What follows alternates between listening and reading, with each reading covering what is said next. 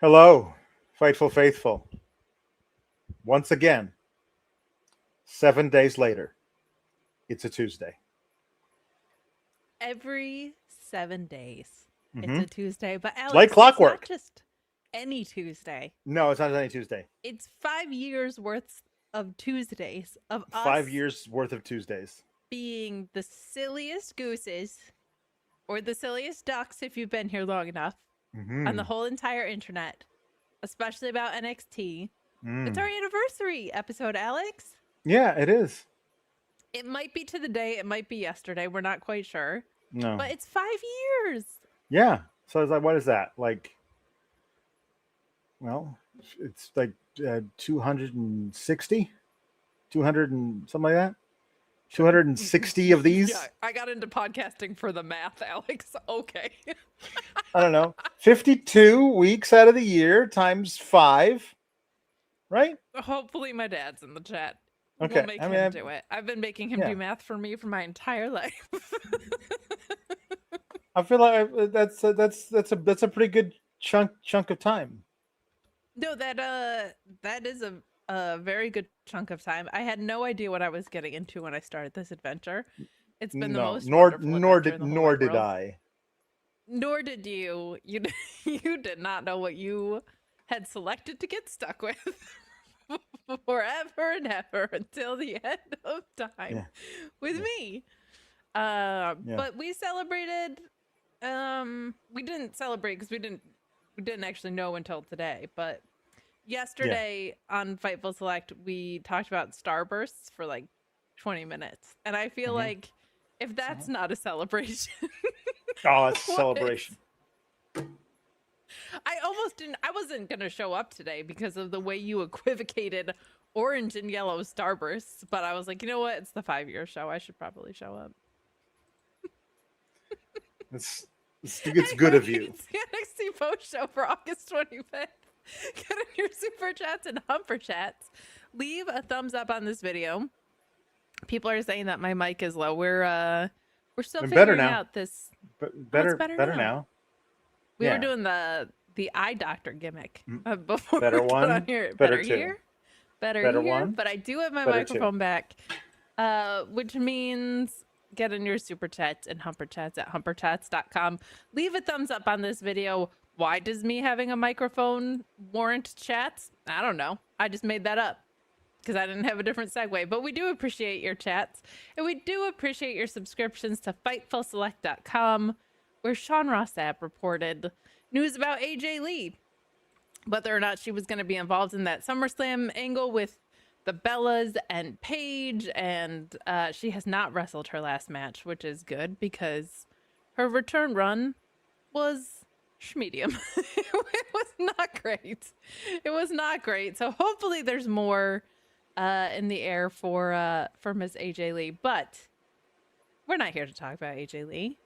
No, we're here to talk about NXT. Yeah, that's what we're here to do. Yeah. 5 years in. 5 years in. Perfect. You nailed.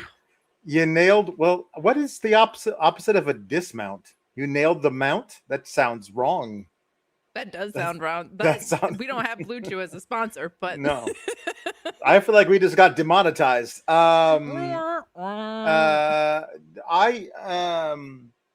So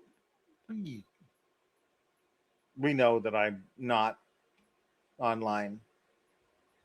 No, you are not.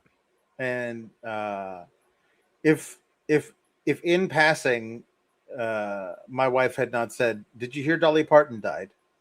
I would be finding it out from the chat right now. That's how unplugged I am into the internet. But very sad. I did think very sad. She was a treasure. And I thought, obviously, Dolly Parton songs for the jukebox. Sure, of course. I feel like Dusty has an incredible repertoire of of Dolly Parton songs that he sings for karaoke. I'm not sure. I don't want to speak for him, but I do. I have an incredible repertoire of Dolly Parton songs, and I would love to regale you with all of them at the end of the show. So send them in because I cannot wait.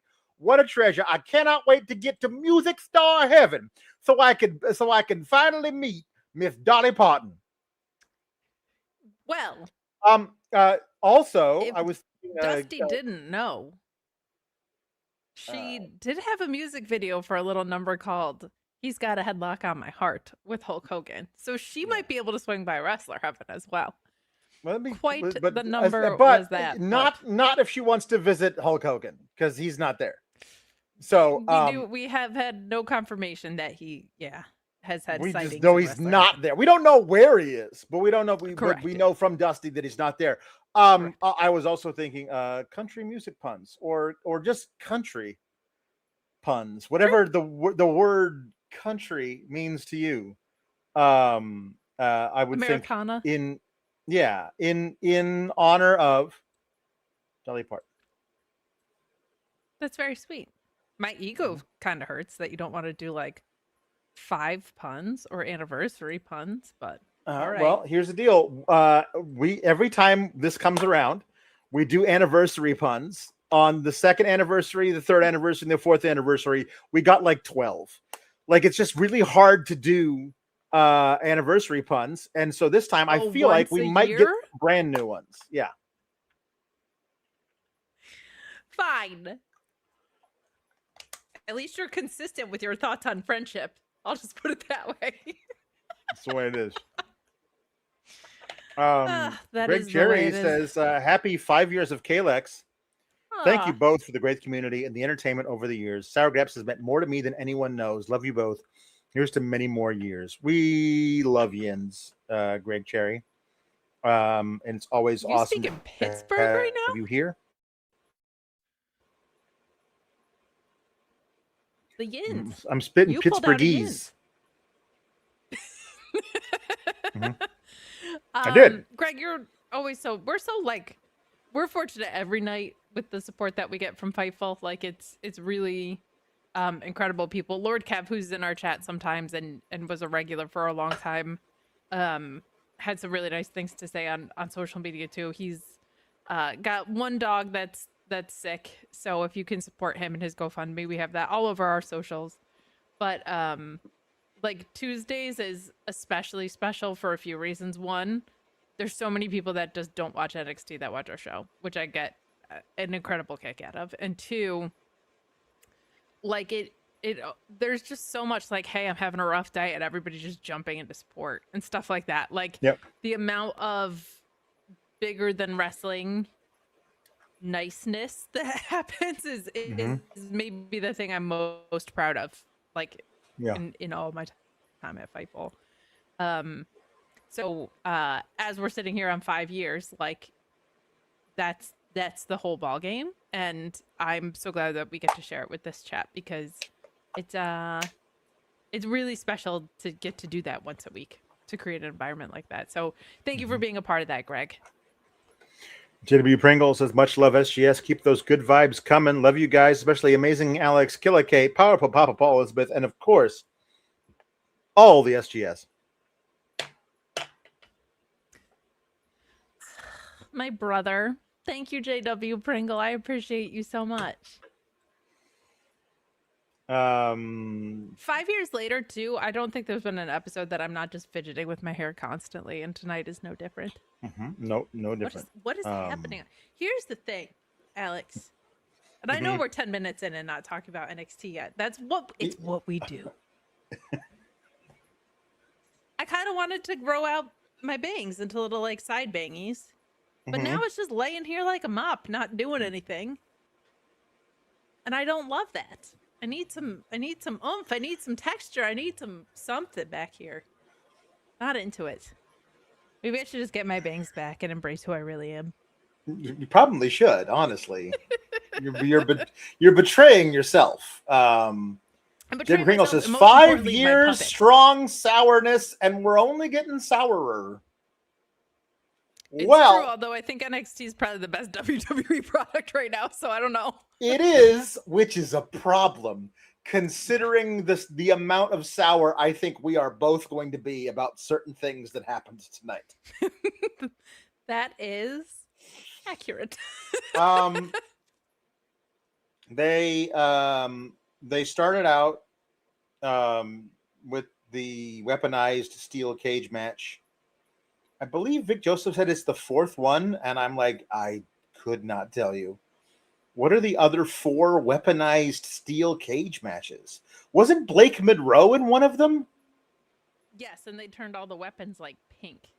Yes. It was all cute. In NXT or in WWE in general? No. In NXT. And your mic is also now really soft. Sorry, I turned up my headphones and I was like, if I also turned up my mic, I'm going to blast you guys really loud. Now you're good. Now you're good. Okay, beautiful.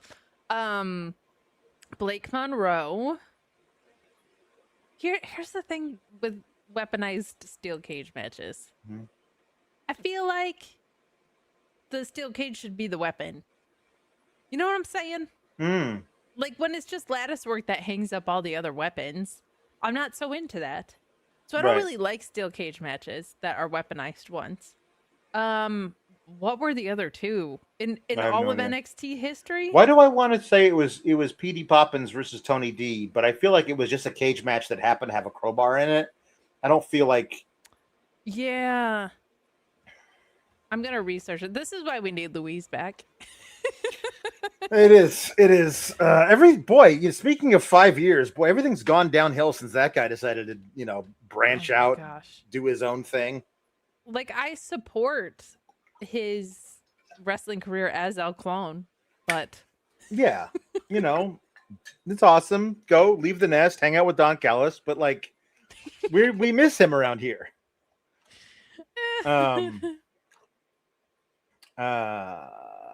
This is very funny. NS Ogre or N So Gray, I never know what to say for that one, says congrats. And here's for the next 20 years. Thanks for all the smiles. 20 years I would be collecting Social Security in 20 years. Hell yeah. Actually, I won't if I'm still working here, because that is not a thing. That's not how we get paid. No, that's not how we get paid. No. So that'll be a problem. Honestly, I don't know how that's going to work. So no, what it means is probably not 20 years. Give us another 5 and then we'll talk. I think it means you're going to be podcasting for another 30, my friend. Until the day I keel over, that'll be me. I will gradually just honestly turn into Paul Pawlowski. By the end of it, it won't be putting on a character. It's just going to be what? That's just going to be the whole thing. So let me tell you, back in the day, there was a weaponized steel cage match between Saquon, Shugars, and Dion, Lennox, and nobody cared. And that's the problem with this particular thing, is that I think everybody was ready for this feud to be over months ago, and they just pushed it out and pushed it out and pushed it out, and like these guys killed each other. And honestly, so what? The funniest part about the whole thing was the table that went into business for itself at the end. It did the legs buckled, and Dion Lennox, playing unconscious, just had to slide down on his face as the thing went like this, and then Saquon rolled him off of the table, set it up again, picked him up, put him on the thing, and then put a trash can on him. And the added weight of the trash can made the table split in half. It basically, just imagine the Cora Jade's skateboard, but 10 times the size and over and over and over again. Like that was the end of this match using this particular table, which had to come into contact with everything. The finish of the match, which again, these guys really did as much as they possibly could to like make this into something. And again, it's never the talent. Very rarely the talent's fault. It's just like, you guys started this in May They jumped Saquon out of the gang in May, and it took them over 3 months to finally do the blow off match, because like they did the first match at the Great American Bash. They did a second match on a rando episode of NXT. And then like 6 weeks after that second match, they did another one here. And it just, not 6 weeks. I guess it was 3-4 weeks, whatever. But it just, there's all this time, this downtime where they're not actually focused on it. And so it just feels like they don't care about it. So why do I care about it? And then the match happens and I go, these guys are killing each other. Good for them. And yet, like at the very end, when Saquon Shugars climbs to the very top of the cage and he himself becomes weaponized by throwing himself into a full crossbody that crushes Dion Lennox, but also crushes Saquon Shugars' face into the middle of the canvas. And then he gets the pin that way. And then that's all anyone speaks of the match for the rest of the night. You curtain jerked with a weaponized steel cage match to end a 3-month feud, which began because a faction that showed up and on their second day on the job, they tried to murder the assistant general manager, who is now the general manager. Like this was a match and a finish. Like what? 18 months in the making, and it was just a thing you did at the beginning of the episode and nobody spoke of it for the rest of the episode. Like there's not like an interview with Saquon Shugars. Maybe there is and I missed it, but I if it was short. So you got to like figure out like what's next for Saquon Shugars. I don't know, who cares, is what they seem to be telling me about this match. And that's not great, because you dumped so much time into the faction, and then you made it a big deal that the faction broke up, and then you took 3 months to finish telling the story of the faction breakup, and now it feels like, well, we have no idea what to do next. And that just shows like a level of general incompetence that, again, should cost people jobs. Well, so this match had two things going against it for you. One, inevitability of who was going to win, and two, missing when it was hot. Like the Tony Khan timeline of missing when it was hot. Yeah. And so that's what it had working against it. What it had working for it was these two absolutely beating the loving crap out of each other. Yeah. And R.I.P. Saquon Shugars back.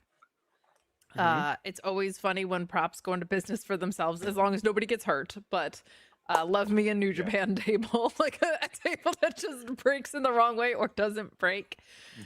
Huge crossbody off the. I don't know how Saquon Shugars does it, but it feels like he picks up so much velocity between when he jumps and falls down. Like there's extra gravity behind him, and he's not a big dude. So the part that's kind of a bummer here too is not only did it go on first, but like this feels like this should have been on the Heatwave card. Like I feel kind of bad for them, because it's we have sat here week over week, and I believe correctly have said like they have missed the window of it being hot, if there was one, and that considering how long this has been going on, like it doesn't feel like it had the investment in it from like an emotional draw standpoint. But if you're gonna do it and you're gonna have a blow off at a weaponized steel cage, you gotta put it on the PLE. Like I kind of feel bad for them for that. I think the lack of follow-up is probably because we have Heatwave, and either Saquon Shugars will do something on Heatwave, or they want to start something, I'm hoping, clean after the PLE. I would love that second one. I don't think he's going to do anything during Heatwave, but if he showed up for Jackson Drake, that would be cool. Except I would want Saquon Shugars to win. You know what I mean? Again, these guys did a lot. There was a moment though where Dion Lennox was sticking multiple kendo sticks through the chain link, and then he like unfolded a chair, and then like kind of like placed the chair unfolded to be suspended by the kendo sticks. And unless I missed it, that setup never came into play later. It was like he built a thing and then never got around to it. And when he built it, Vic Joseph says, Dion Lennox using that Oregon State University education. And as a guy who went to the University of Oregon, their rival school, yep, he put together a thing and it never came into play. And that's Oregon State University for you. That is a forestry school. If you want to go into forestry, go to Oregon State University. It's an amazing forestry school. If you don't want to go into forestry, you didn't get into the U of O. That's basically what Oregon State is. So what about kendo stickery? Yeah, that feels like it's foresty adjacent. That's kind of foresty. Yeah, that's what I'm saying. Used to be a forest, a bamboo forest. Maybe it's not as off base. Maybe it's like your concentration. Like you major in forestry, and you minor. Your concentration is in kendo stickery. Yeah. Yeah, they did a good job with it. I have one weaponized steel cage match that we did not recall that happened in our 5 years. That's for sure. But yeah, JC Jane versus Gigi Dolan. I think that was when she screwed up her shoulder. It was either in that or the blow off got. I think that happened after because we were like, oh, it's just a bummer because she had messed up her shoulder and it just didn't have like the heat that we were hoping for. I can honestly say I have zero recall of that match ever taking place. I remember they feuded and the feud was bad. But I think it was they did that after she came back from that injury, and so it just kind of felt like like that was Lieutenant Photo says, I love what our community has become. Thank you guys for being so great. Heart emoji, salute emoji. Happy 5 years. Heart emoji, salute emoji back to you. 1LT Photo. Thank you. I'll do the heart one. Yeah, there you go. You do that one. So Natty is walking to the ring. Jada Parker is walking to the ring. Thea Hale is jumping up and down and clapping her hands behind Jada Parker. They will not be seen on TV for like 10 minutes. It is one of those things where they like to do that. Blake Howard interviews Tony D'Angelo, and Tony D basically says, everybody forgot who I am. But I did like that he said, I beat 3 guys to get this title. I'm going to beat 3 guys to keep the title. So I like that he's like, I have experience in winning fatal 4-ways for this title. So I'm going to just keep on doing that. Also, he like the thing that he doesn't say nearly enough. He's still the only guy who's got 2 victories over Obafemi. Nobody else can say that. Yeah, like that's it. All of WWE, in all of wrestling, he's the only man who's beaten Obafemi twice. Brock Lesnar couldn't do it. No, he's the only guy. So I like that he brought it up. Like Braun and Oba are on Raw fighting over who gets to be the future. I will remind the ruler, I was the guy who put you down first. And hell yeah, there you go. I like he also said Cruz, Santana Montana left TNA for this title. Zilla Fatu doesn't want to be with the Bloodline. He wants to be here for this title. And I have bad news for Zilla Fatu. If that's the case, he will definitely be in the Bloodline. That is a thing that's going to happen eventually. Like that's 3 months. Yeah. Yep. Tops.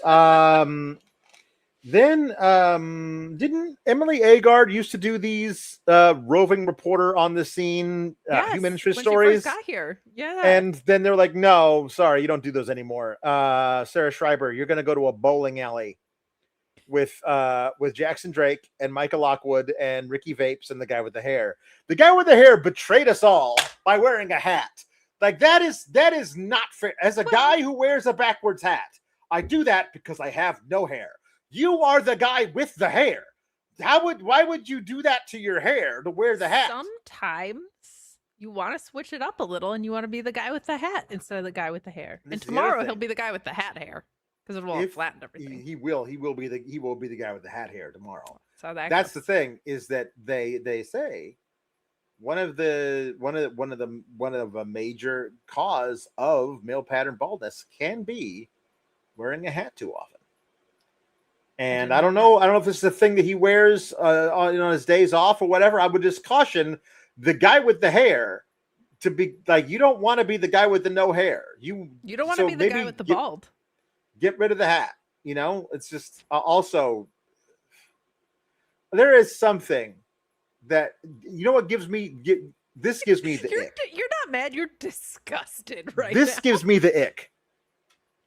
Backwards snapback gives me the ick. Yeah, it's not great.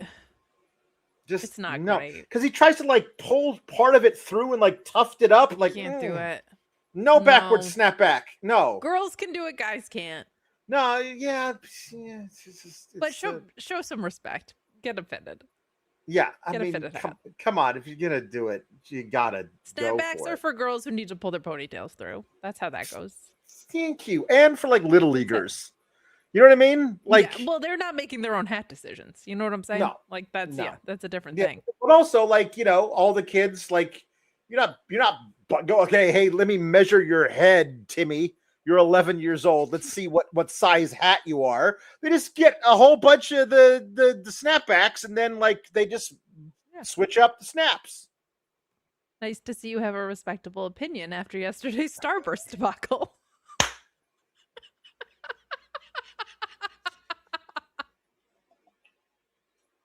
This guy had the nerve, the unmitigated gall, to say that orange and yellow Starbursts are on the same level, and if you get a 2-pack of either at Halloween, meaning when you get 2 Starbursts and one little thing, that if they both come out orange, he chucks them away.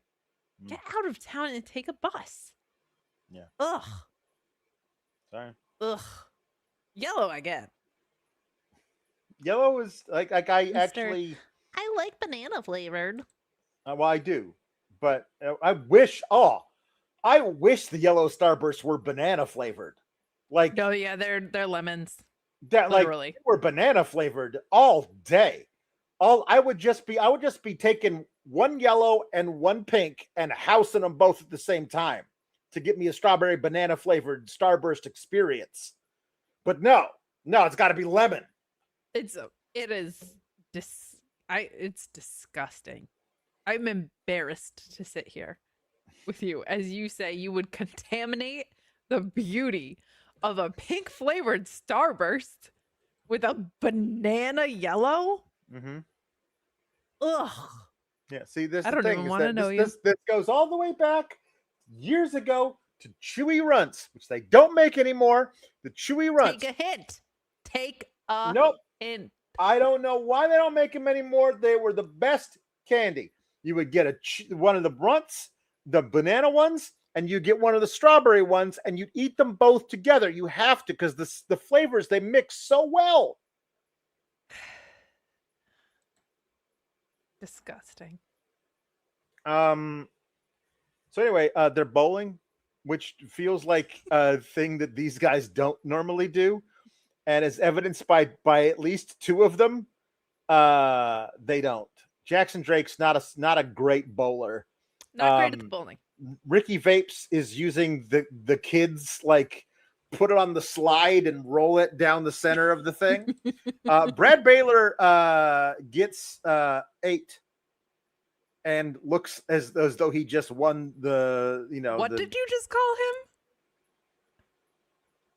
Because he's not the guy with the hair tonight, is he? Is he? If he was wearing, if he had, that made me the hat has thrown me off because he's no longer that guy. He's not that guy anymore. He doesn't have the hair tonight, Kate. So I can't call him the guy with the hair because he doesn't have the hair. He could just be guy with the hat. That's very uncomfortable. You calling him by his actual name. I don't like that at all. No, because Also, again, I'm sorry. yesterday- Listen, it's that Brad Baylor and I are feuding now because not only is he no longer the guy with the hair, but he's also the guy with the backward snapback. And again, the ick. Just so much of the ick. Well, you saying the ick reminds me of the dialogue of this. These are so bad, and yeah, it's the worst with the Vanity Project, and they're really all pretty good at pulling it off. They are. What in the after school like bowling at the bowling alley? I think they're not even really friends. We all live together.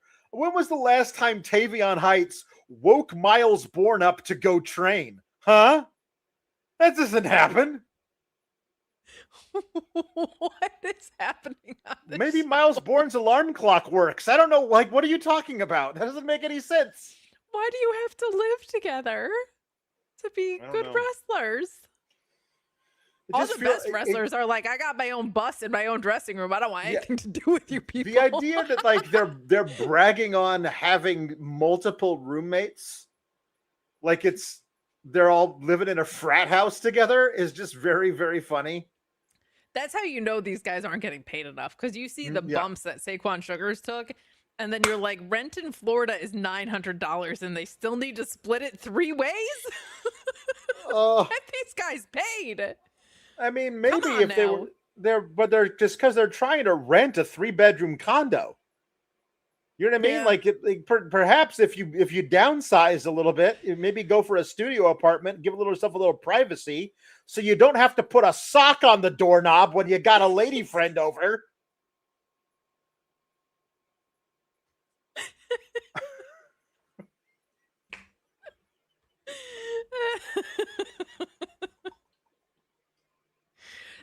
That's the level of the writing though, with sock on the door when a lady friend's over. Like it is like, stop. It's gross. Ricky, it's your turn to do the dishes tonight. Like, oh man, I love our living arrangement.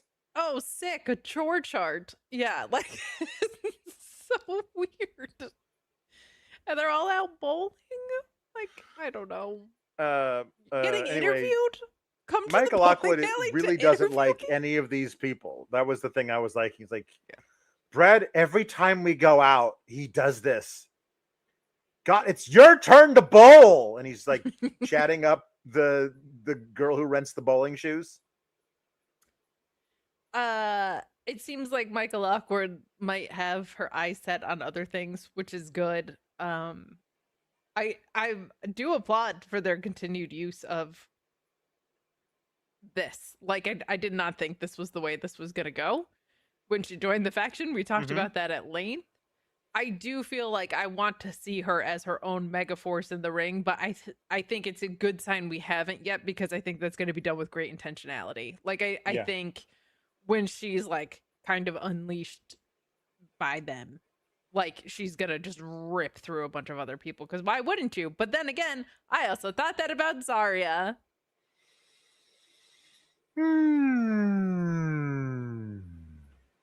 Don't get me started. So they say that they're all going to win all their titles this weekend. I think they might be right. I think they're very likely right, and I don't know what you're doing if you don't do that, but we'll see.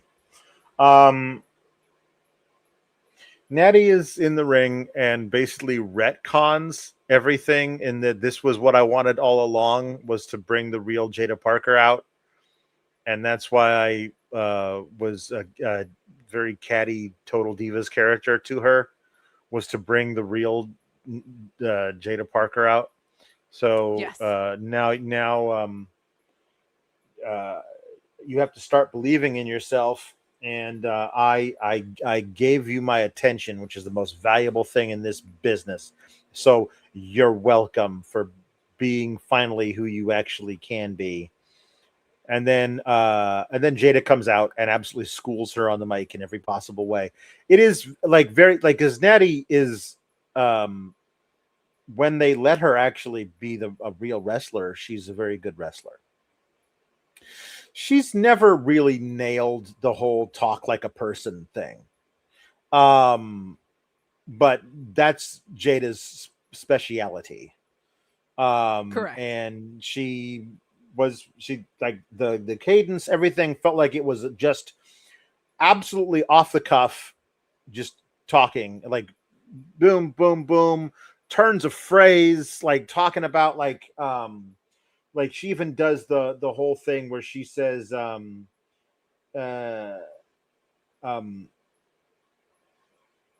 yeah, I did like that I so you should be thanking me for making you relevant again because you weren't doing anything on the main roster, so you had to come down here and mess with me.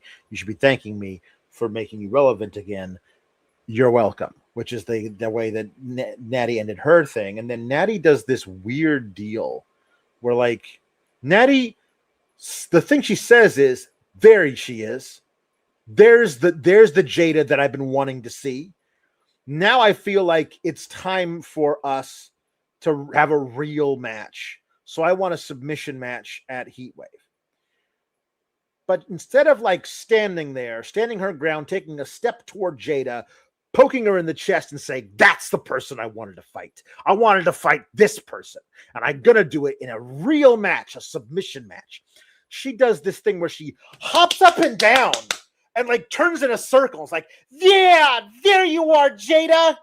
There you are. That's the person I wanted to see. And I was like, what is they've completely taken away all of the stuff that made her interesting, cool as the low-key legend, Natty Nardhart, and she's just back to being Natalia again, and it's really sad.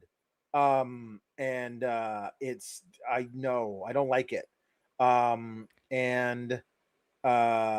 She asked him for the submission match, bitch. And says, you might call yourself a low-key legend, but I'm gonna high-key wax that ass on Sunday. That's a turn of phrase right there. I love that. That was great. And submission match, I like. We've been actually seeing Jada pull out some more submissions than usual. Did she tap out Carmen Petrovic in that match she had with her? I think she did. So like, I feel like they're actually doing some stuff. Yes. It is odd though to me that they never gave us the Jada versus Nikita match. Yeah, because that kind of raised my eyebrows too. Here's what happens, Kate. Nikita is the Evolve Women's Champion, and they have to protect their women's champions, Kate. All of them, except for one. One of them doesn't get protected. All the rest of them get protected, but not one of them the opposite of being protected. One of them is not protected, but the others, especially also Nikita, very protected. They can't put her in a match with Jada Parker that she'd have to lose. No, we have to protect our women's champions, all except for one of them. One of them not, but all of the rest of them must be protected. Yeah, we'll talk about the Chelsea Green booking that has infected this product a little bit, but yeah, it's weird. That almost feels more like a timing thing than anything else. I always felt like it was weird Nikita was under the Natalia Natty learning tree. Yep.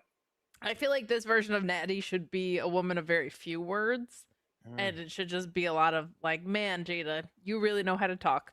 Let's see if you can wrestle. And that's just not what they did here, and it's not the way they do things in NXT or WWE in general, I guess. But my question for you, sir, is, do we think Jada goes to the main roster after this? Like, they're calling up Lola. We're going to talk about how they called up OTM in a little bit. but like they seem to be clearing out like this generation, I guess, except for Kalani. But it's just weird because she's not a title holder in NXT, and that just kind of boggles my mind. But like, she never was. Like I made the comparison that she's the closest thing we've had in NXT since NXT Bianca Belair, who also never held a title in NXT and then went to the main roster and became anointed and was amazing and was main eventing WrestleManias. I think that Jada can very easily be this type of face on the main roster, or you could just tweak this, make her back to being a heel. I think that she will immediately catch on. I think the Miss Parker chant will translate directly to the main roster. I think that the way she cuts promos and the way she hits in the ring, she'll get over. I expect her to have a better career than almost anybody else in her class on the main roster. I feel like Lola is the only one who's got a chance to have a better long-term career. There are women who have been called up before her, women that will be called up after her. I don't expect her to have to be like one of those, well, we don't know what to do with you, because yeah, we do. Like we'll figure out something to do with this person. I just expect that for her. I don't know if the answer is now, because they've called up so many women recently, and like we still haven't seen what they're going to do with Lola Vice yet. We like,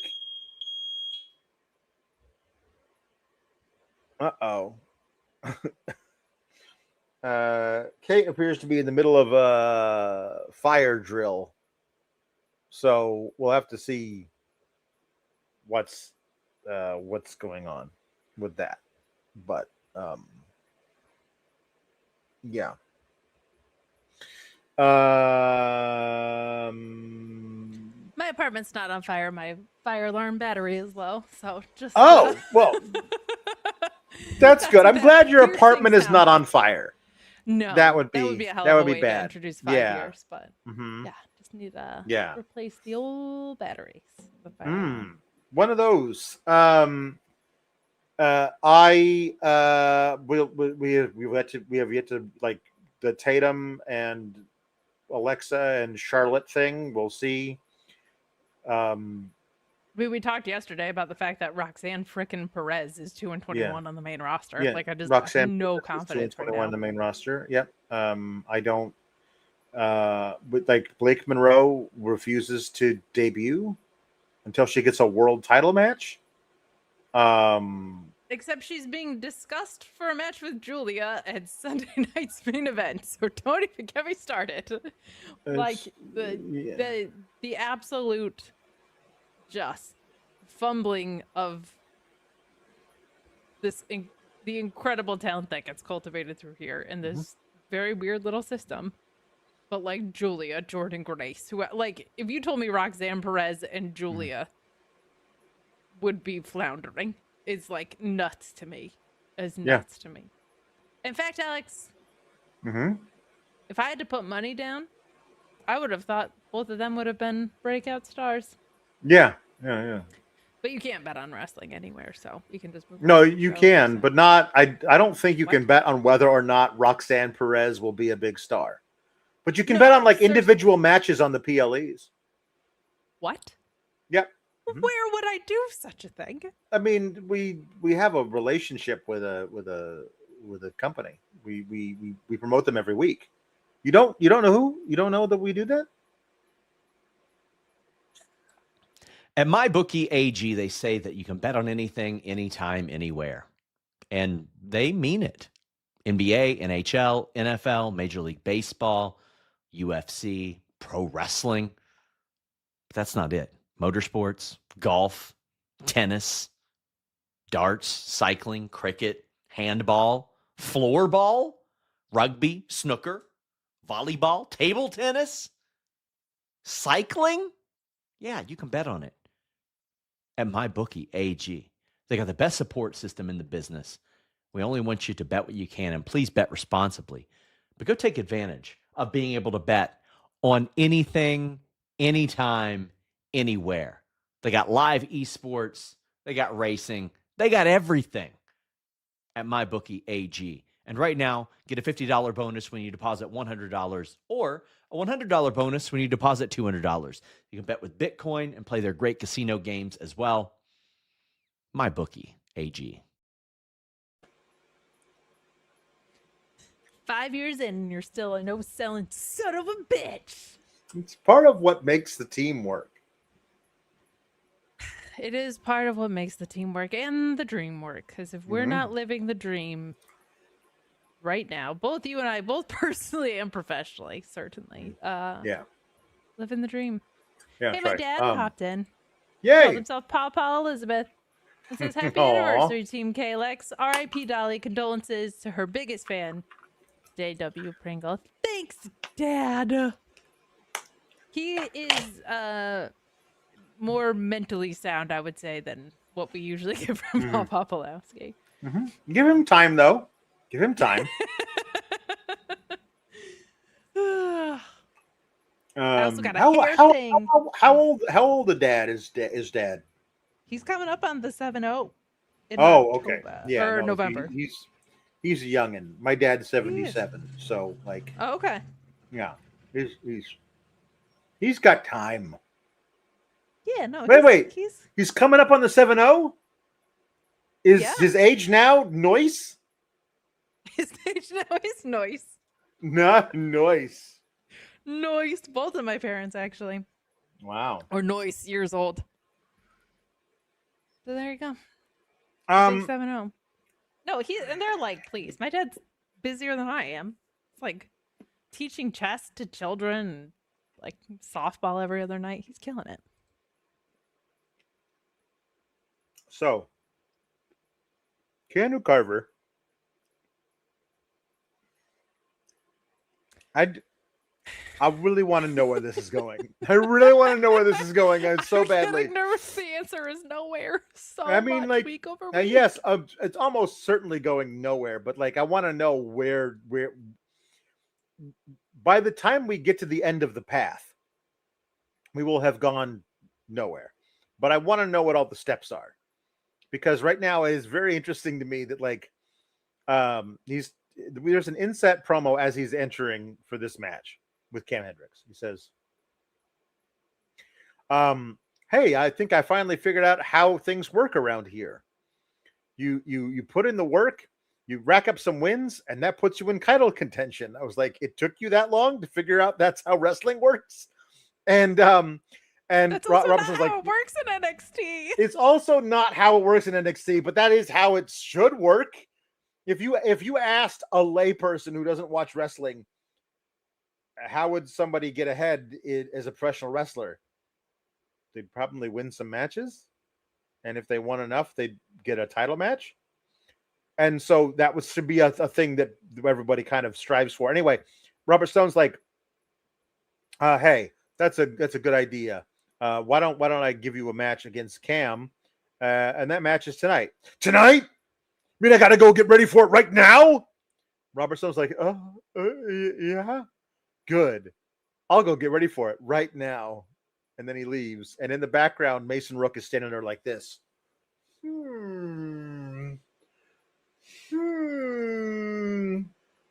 Boy, my debut really would lead you to believe that I would be doing more than this right now. But this is all I'm doing. So anyway, that man jumped the barricade and hit a fat guy moonsault on the champion. And now he hangs out in behind Robert Stone vignettes and is setting his sights on the 20th most important guy in NXT. Wow. Okay. So anyway, the Keanu Carver and Cam Hendricks match. Cam is tries to gain an advantage by dropping him on dropping him on the top rope, cut his throat, and then he's basically like trying to hit him with everything he's got. And at one point, he actually hits his finisher, which is the Showtime kick, and he tries it 2 minutes into the match, and Keanu Carver kicks out of it at 1. And Cam Hendricks is like, haha, okay. And he's just keeps trying to be cocky Cam Hendricks guy, and it doesn't work. And eventually, Keanu Carver does his amazing pop up, grab you around the waist, German suplex, then another huge German suplex, and then he hits the pounce. Huge pounce. Awesome pounce. Knocks Cam Hendricks out of the ring. And then when he tries to go and grab him, he gets a thumb to the eye from Cam Hendricks. And the referee has to go check on Keanu Carver. And Mason Rook, who, again, this is what he's doing right now. He runs and it's a running crossbody. And he crossbodies Cam Hendricks so hard that his own shoe falls off. That was very funny because my favorite part was Mason Rook trying to surreptitiously put his shoe back on without bending over to retrieve it. Was very funny. Rolls him back in the ring. And then Keanu Carver hits a perfect plex with a full bridge to pin Cam Hendricks. And I'm like, he's like expanding his finisher repertoire.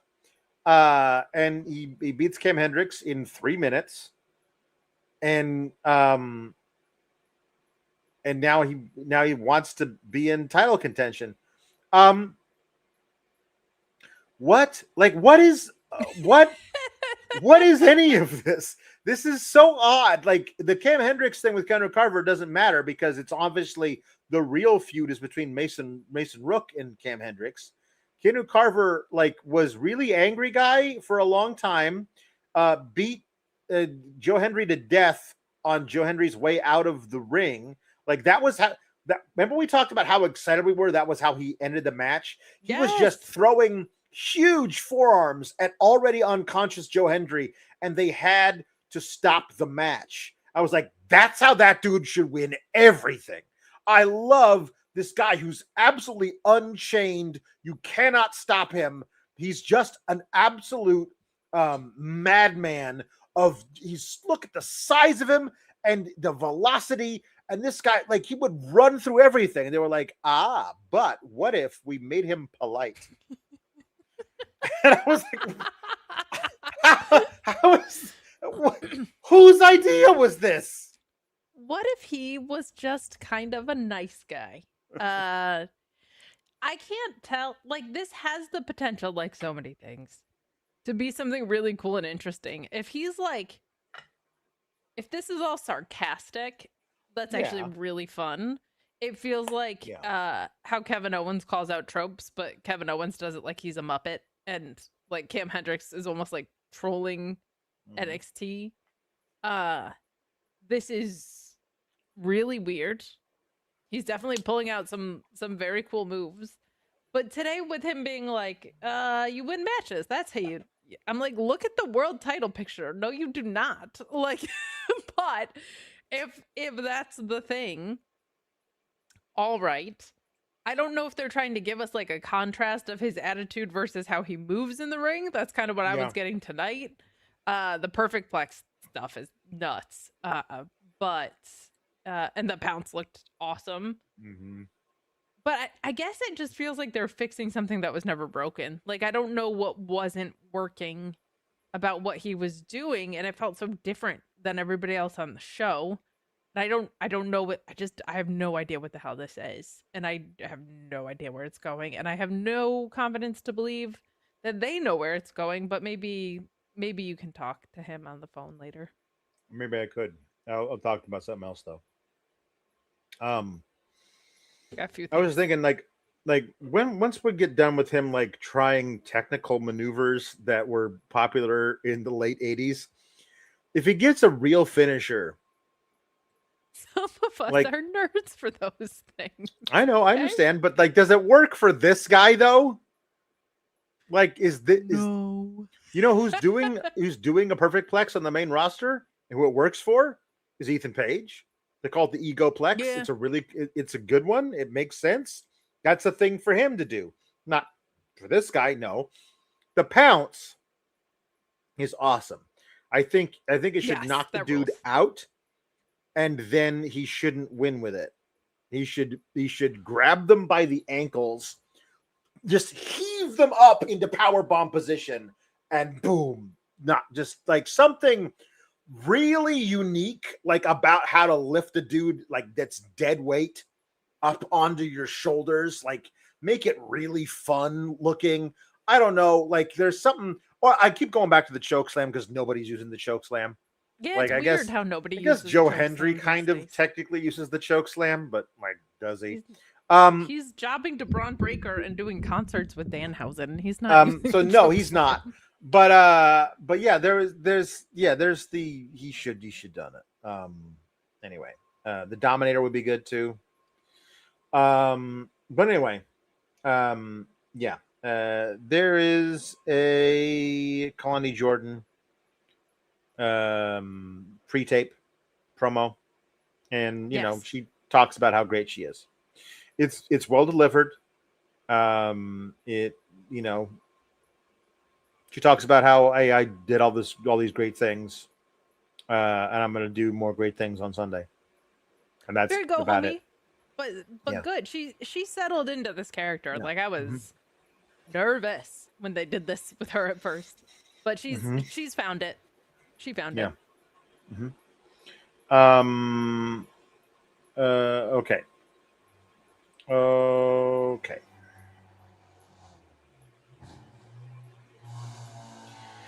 I can't.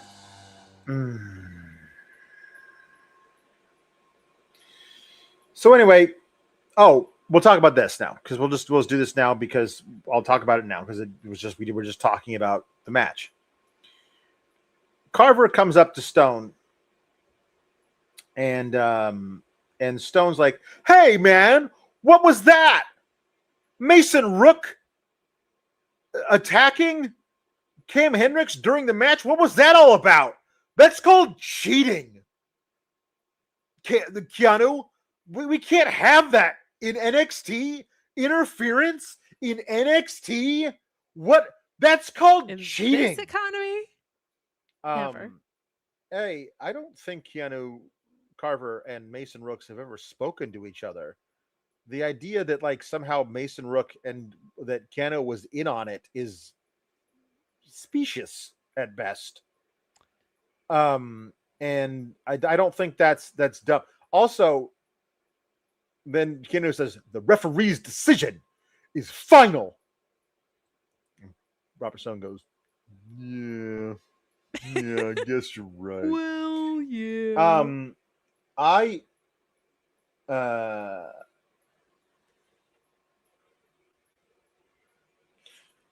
think it is so darkly ironic that the general manager who has overseen no fewer than, I'm going to say 50 matches that have ended in interference since he has been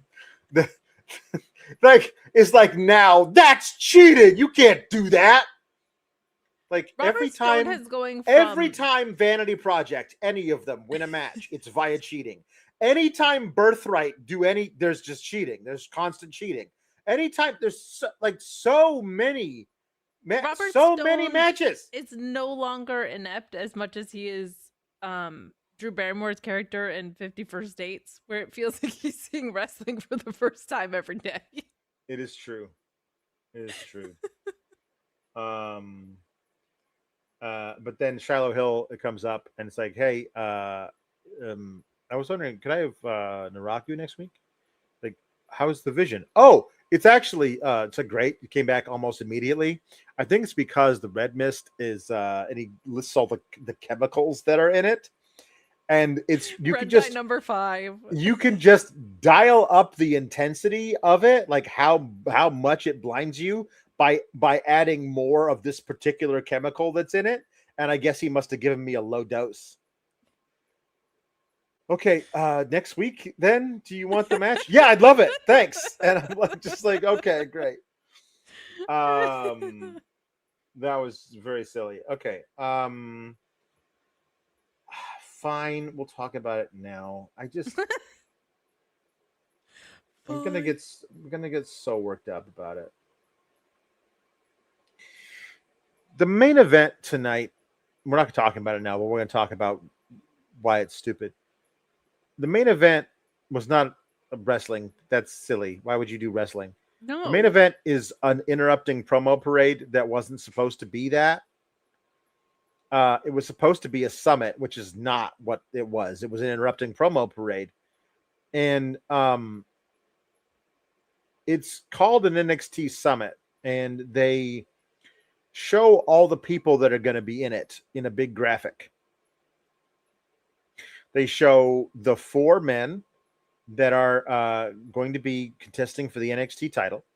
Mm-hmm. They show Kalani Jordan and Kendall Gray because they are having a singles match for the NXT Women's Championship.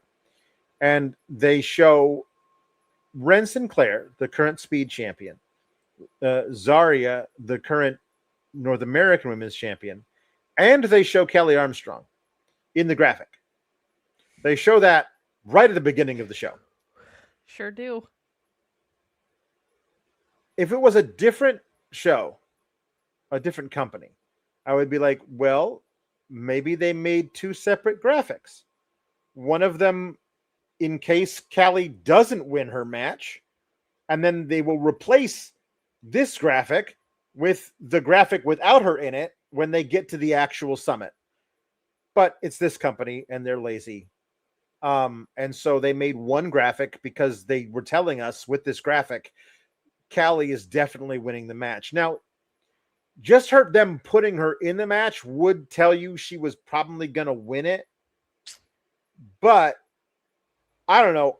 I thought, silly me, I thought that you wouldn't want to just outright pin the North American Women's Champion going into the PLE, that there would either be, interference or, as Robert Stone calls it, cheating, or it would be a no contest. Like, it would be something would happen that would basically be that neither woman wins, but Stone adds Callie to the match anyway. The one thing that you wouldn't do is just have ZARIA get pinned clean, because A, that's just a dumb thing to do to any champion, and B, it's fucking ZARIA. And again, we must protect all of our women's champions. Except for the one who should be the most protected. Except for the one who should not. I should, like, watching ZARIA get her shoulders pinned to the mat in a tag match, in a non-title match, anything. That should be a once-a-year occasion. That's how rarely you should be pinning ZARIA, especially while she's the champ. From the time that she became the champion until the time that she was no longer champion, I should see her get pinned exactly one time, the time she loses the title. I've already seen her get pinned in a tag match the week after she became champion, and now I saw her not be able to beat Ren in that match, and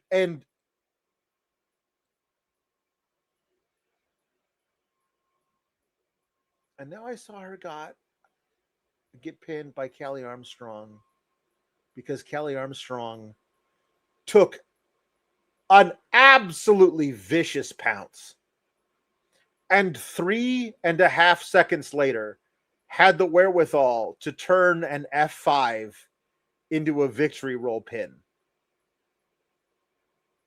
which not only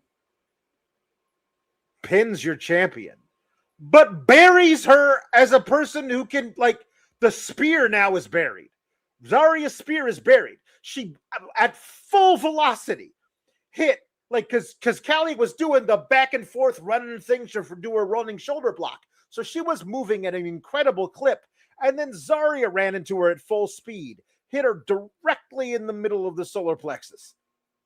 And no, you're totally fine to reverse her finisher into a move that pins her. And ZARIA is just bewildered that this took place. And so am I. Yeah. I am also bewildered that this took place. I don't understand the insistence that ZARIA should be something other than the thing she so obviously is. Like from day one with this company. Well, day two, because when she debuted, it seemed like we were going to be getting the obvious thing. Yeah. That she should be. This promotion just runs itself into circles on certain things, and one of them is the fact that like the use of clean losses is so weird. Like they are such an interference and distraction heavy company, but then they choose to cleanly pin a champion is just some mind-blowing bullshit. Like it is so weird and bad and belies everything that like we're supposed to be buying into. Not to mention, to just compromise everything that makes ZARIA special as a character is bad enough. To now do it in the ring is even worse. And I don't understand this insistence that she cannot just be a phenomenal monster badass of a wrestler. Like they insist that she has to be something else, that she has to be vulnerable in the ring for no reason, that she can't be vulnerable on the mic too much because then she's going to get over above Solruka, which how'd that go on the main roster? Like I just don't know why when there's a softball down the middle, they're like, we have to wait for the next pitch is so bizarre to me because it's not showcasing. I get like wanting to showcase multiple sides of people. I really do. This is not that.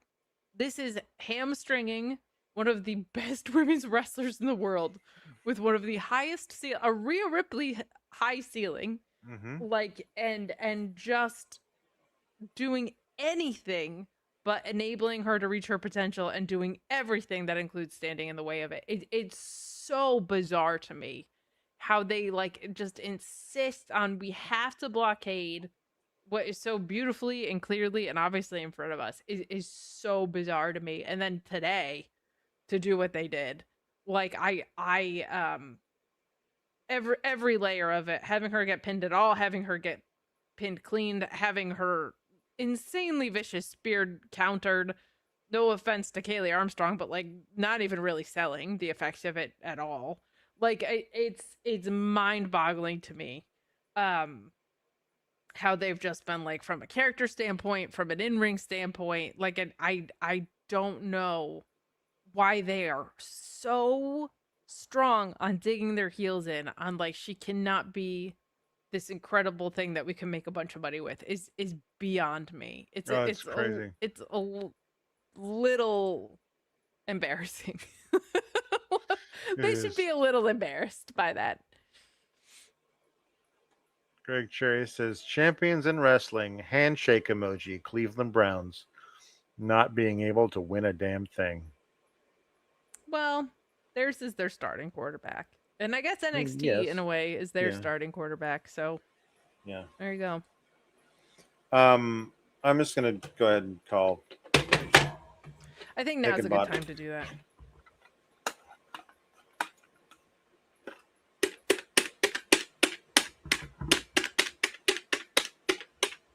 It's just like just would get you an extension.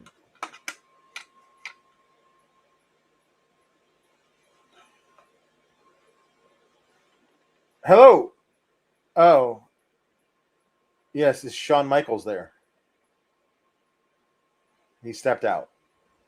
Would you have him call me back? Yes, he knows who. Okay. All right. Just as soon as he gets back. All right. Thank you. Left a message. He wasn't there. I don't know. Maybe he knows who. He knows who.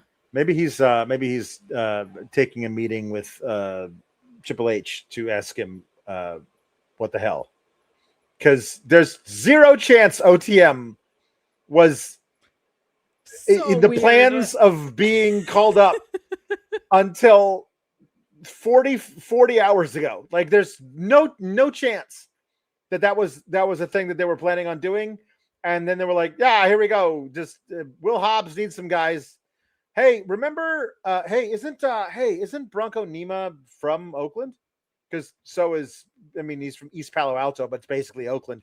So like Hobbs is also from Hobbs Keys is also from Oakland. Yeah, cool. Hey, the one thing though, we made a big deal about how Bronco Nima was from Miami. Like, its whole character is about how he's from Miami. Is that going to conflict at all? Who cares? Awesome, sweet. So we'll do that. That's great. We'll bring up. We were molding Lucian Price though into a singles guy. He had a whole arc where he was like branching out on his own, start trying to do single stuff, and people were really liking it. No, we're not going to continue that in any way. We're just going to completely just abandon that entirely so that Royce Keys has backup. Okay, great. This is good. Awesome. Okay. Thanks, everybody. Bye. Like,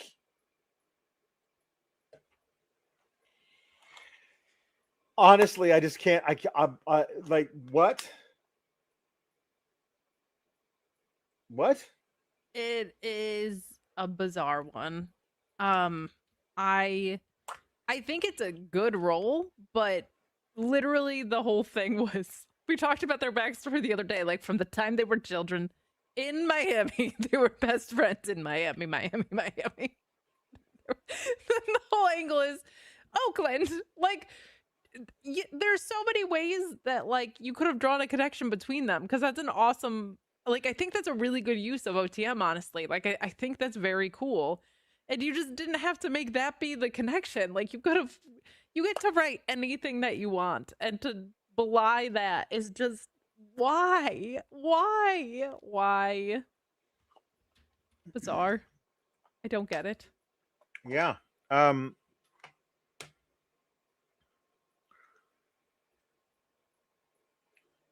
Did they make this 8-man tag last week? Is there any mention of this 8-man tag, BirthRight versus the two makeshift tag teams? Was that a thing that they had brought up? Because last week Lucian Price, was it not last week that Lucian Price had his speed title match? Right? Yeah, he had a speed title match against BirthRight. BirthRight cheated to make sure that Pillman Jr. retained. Then they beat him up afterwards, and Bronco Nima came out to rescue him, and then they hugged. So, is it possible that the on the run sheet they had a BirthRight versus OTM and two other guys match? And once OTM got called up, Hunter was like, yeah, you can't use those guys anymore.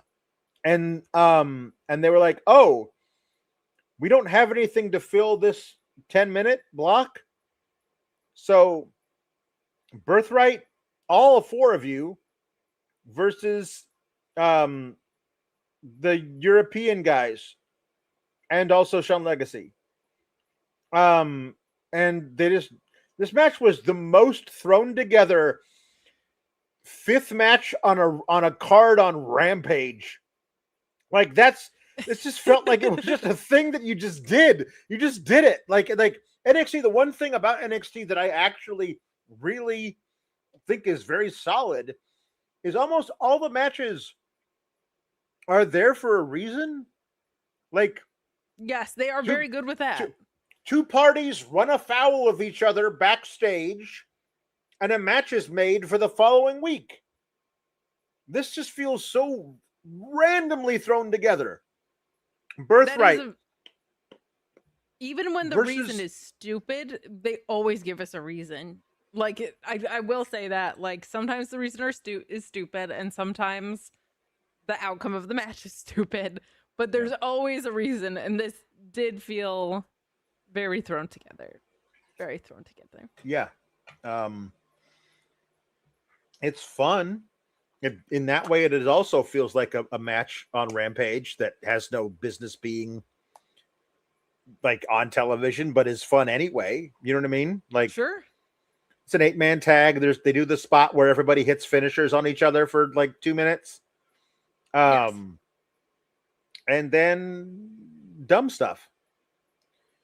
Because like Dorian Van Dukes does the thing where he springboards Sean Legacy through the ceiling and he lands on all of BirthRight except for Charlie Dempsey, who's in there.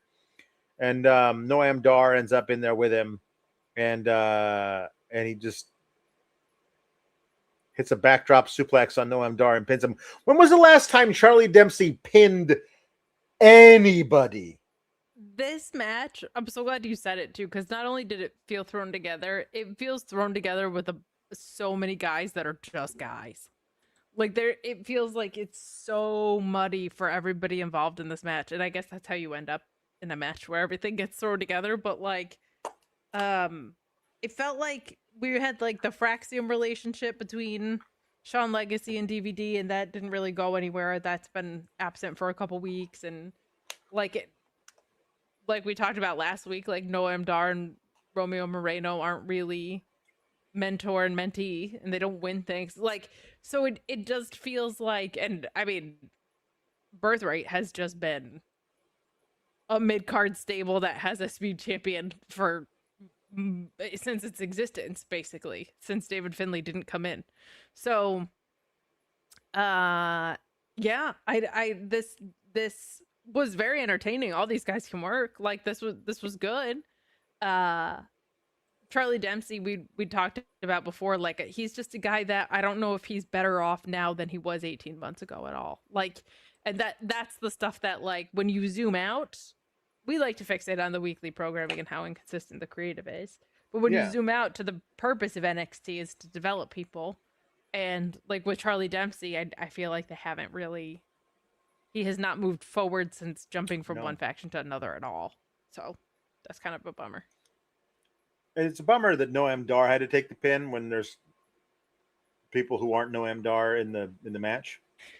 My thought was this: during the match, Vic Joseph was like, "Hey, you know, Lexis King has got to be worried.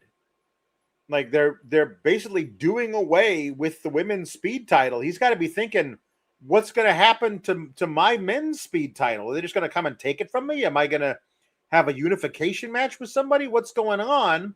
And I thought that this was going to be that all the other dudes were going to we're going to pin BirthRight. And we would do like a thing of like, okay, well, we're doing a Survivor match. Series match. Yes. Well, I was thinking Lexis King would defend the title one last time against Noam Dar and Dorian Van Dukes, because those guys haven't had speed title matches. And then Noam Dar would win, and then you would get to watch him face, you know, Jackson Drake. And then Jackson Drake would beat Noam Dar because that's the way that works. But like Jackson Drake is going to be pushed as a major single star in NXT. And Charlie Dempsey isn't. Again, I do not believe Charlie Dempsey has pinned anyone since 2024. Like, he might have won a match by submission, but pinned a guy? I don't honestly, like, that's just like Lexis King cheating, snaking a pinfall, doing that, like kicking Noam Dar in the nards while the ref's back is turned, and then doing his little like thing. That would make sense to me. I would probably rather have him do that to the kid Romeo Moreno, but Charlie Dempsey pinning Noam Dar is a completely random way to end this completely random 8-man tag. Yes to all of that. Yeah, I don't have anything to add to any of that. Okay, good. Except Noam Dar's perfect and he should never get pinned and he should be the champion of everything. Mm-hmm. But like I this was a fun match with no stakes on it that made no sense, and I hope we're moving on from it because all right. Yeah. I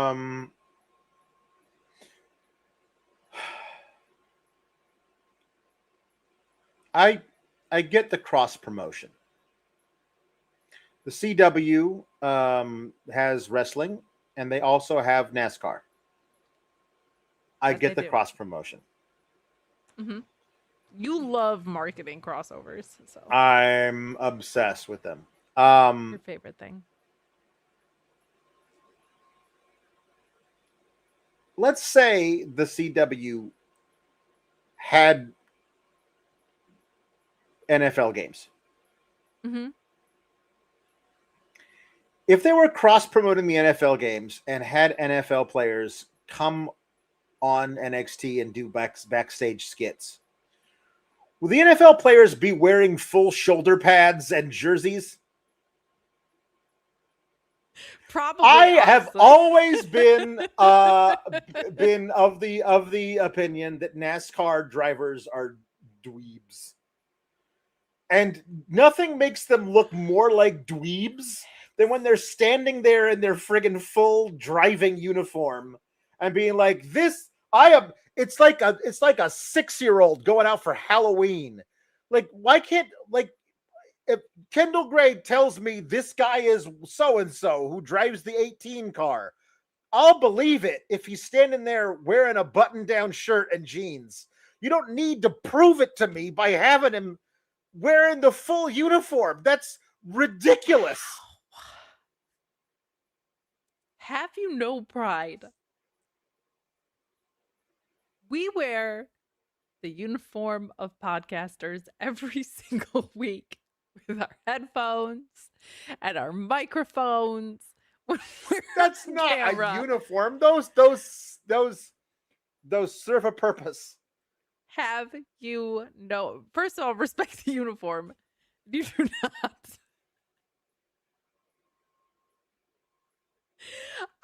Can I be honest? I know there's a reason for this.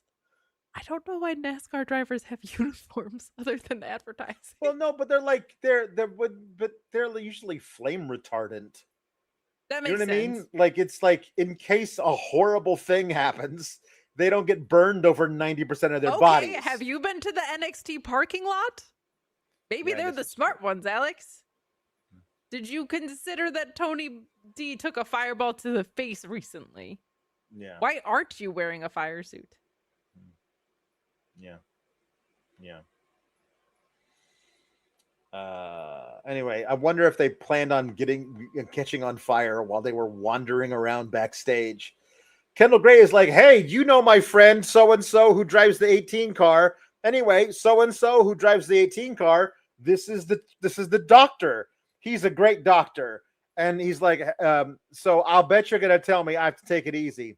Yes, we need to make sure you don't take any more damage to the soft tissue in your inner ear because it could lead to permanent balance issues. But I am cleared, though. Yes, I am terrible at my job." And then Ren comes in and says, "I'll take it from here, Doc." And he exits the scene. And then Ren says to Kendall, "What did he say?" "You could have just asked the doctor what he said, but you banished him with "I'll take it from here, Doc." That was very silly. Anyway, the guy who drives the 18 car, William Sawalich, whatever. Don't worry about anything. Just take a breath. And they're like, "Oh, we'll all do that, and we'll do our little thing, this, whatever that is." anyway, It's so called that was the the first. QCC. That was the first Okay, dweeb, show some and then there was another dweeb later who was hanging out with, he was hanging out with Miles Bourne and Tavion Heights. It's like, wow, you know my friend, this dweeb, and like, oh yeah, it's so great. You're going to do so great this weekend in the race. Yes, I know. It's every dweeb for himself, and I don't think that's what they said on the show. Oh, Alex. I wish it had been though. You're pretty high and mighty calling other people dweebs when we're wrestling podcasters. It is so much to me. The like, I'm a big boy. Look at my NASCAR uniform. They look like pajamas with like little patches all over them. They look like if I looked down at their feet, they would be wearing footy pajamas. They're like, there's like onesies that zip up in the middle. Do they have a flap so you can make boom boom in the back? Like that, honestly, all of it is just terrible. It's that an sounds awful cozy thing. as hell, honestly. So footy pajamas? I'm gonna wear them on the podcast next week just for you. 5 years in. Can you put I can't patches show all my over feet. them? There's weird people on the internet, but I can show my footy pajamas. Yeah, can you put patches all over them so we know what company Yes. you rep while you're driving around? Absolutely, turning left I will. for 500 miles? Okay, Jesus. honestly, that would be an honor because I live in Jersey where we can't turn left at all. So there's that. Is it left or right? I don't even know. Is it left or is it left? It's On left. a racetrack, yeah, you're turning left. It's left. Yeah, turn left. Yeah. In New Jersey, you have to go right to go left. It's very annoying. Right. I know. Anyway, I'm not kidding. I thought about this. Mhm. I thought about starting an OnlyFans that was just fun socks. Like the opposite of foot stuff, but just fully covered feet. Oh, but just fun socks. But that's there'd be weird people at that too, though, right? There'll be really That's weird the people problem. like just they don't want to see full feet. They want to imagine full feet.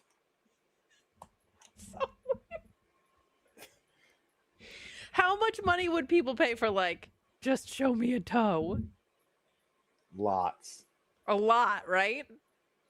But, Why am I could retire probably. You What am I gotta doing? you gotta start with like knee highs, and then gradually get smaller and smaller until you're wearing no shows.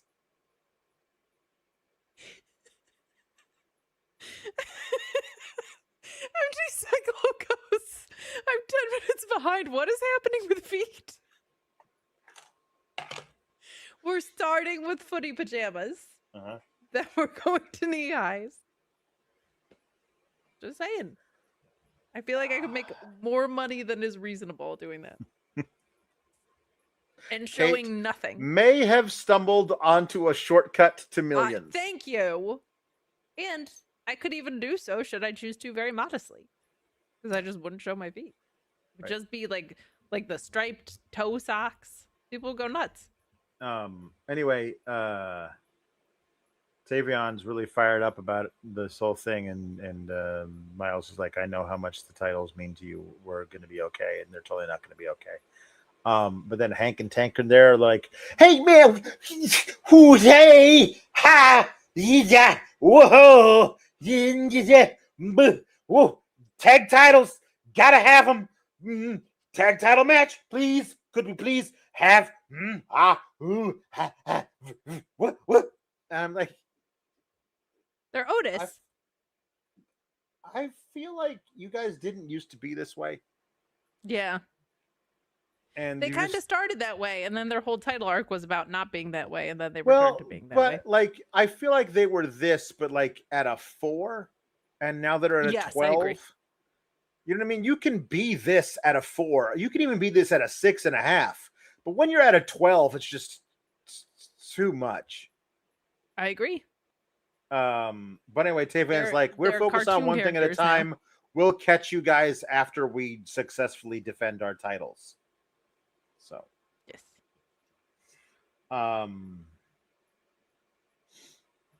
there was a AAA Cruiserweight Championship match between Rey Fenix and EK Prosper. Did Rey Fenix set a WWE record for the best 2 back-to-back night matches ever? Man. And like I and one of them was in Ottawa and the other one was in Orlando, 24 hours apart from each other. This like that man had to clear customs. Yeah. This was a hell of a match. And yeah, yesterday's match against Dragon Lee was incredible. This is like, hey, why did you waste Rey Fenix for the first year that you had him? But I'm glad he's doing cool stuff now. And this was a phenomenal match. Like this was so much fun. And it's cool that I hope that they do stuff like this moving forward, of including NXT in a story arc that spreads across. Like when you have tournaments, one round being on NXT is kind of a coup. Like that's kind of cool. Like, listen, we're going to include one person from NXT is like a cool, makes it feel like a prized spot to earn. So I'm glad like this whole thing, while Rey Fenix is in this Lucha tournament, has trickled down to NXT in a way. Like that's a cool thing to do, is to like share the momentum to a third brand. I like that idea. I think that's cool. Yeah, this was great. EK Prosper is excellent. They actually made me believe. He was great. Oh, maybe they're actually going to do this thing. Like, I don't know. It was weird. Like, it was. They sold a couple tickets in this.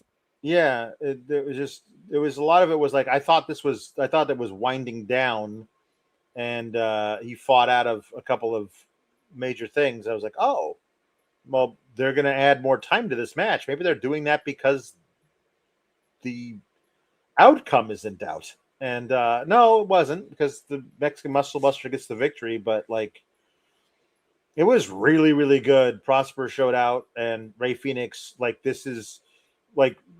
I did go back and watch most of the Dragon Lee match from last night that I missed. I'm glad you did, because awesome. Rey Fenix this is the closest that he's been to. Rey Fenix was, during Lucha Underground, he was the greatest luchador in the world. Like, that's just what he was. Like, there's nobody that could tell me different. That's right. That's how great he was. And that's 10 plus years ago, and he had really solid moments in AEW, and most of them in tag. Like most of them in tag matches, and then coming to WWE, like,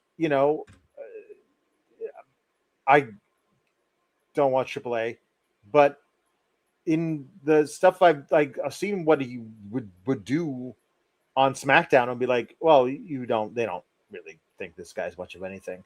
But I'm like, maybe he just lost a step or two, and this is what he is. But like these last 2 nights, I was like, oh no, this is the real Rey Fenix is back. Yes. Like, and I'm like, okay, well now I actually need to start having him wrestle other people who are also great. You know what I mean? Like, yes. But we will see. We will, because how that tournament culminates is not going to benefit the luchador, I don't think, in any way, shape, or form. But it could lead to Lucha Bros reunion, which would be cool.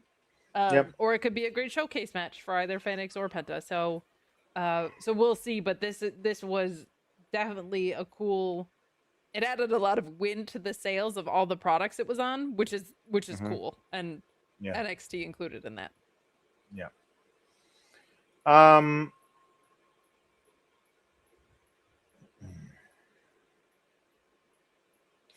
Ren Sinclair and Kendall Gray come to the ring. Kendall talks about how Kalani is really good, but I'm also really good. All right, that's like, it is one of those deals. Like, okay, this is fine, and Kendall delivered the promo well, but like, okay, so this is your go home segment for a thing you're trying to steal viewers away from AEW's biggest show of the year. And what you got is she's great, but so am I. And I'm like, right, I think we figured that part out. And before you even had a title, babe. Yeah. If you were like, she's great, gosh, I wish I was. Like that would be bad too, but I don't know what this is. And Kalani comes out. I did appreciate the shot at Liv Morgan. That was to interrupt. Oh, I did like that. Yes, I did like that part. Cute. Yeah, some women don't defend their titles every hundreds of days or whatever. But Kalani's like, I'm gonna.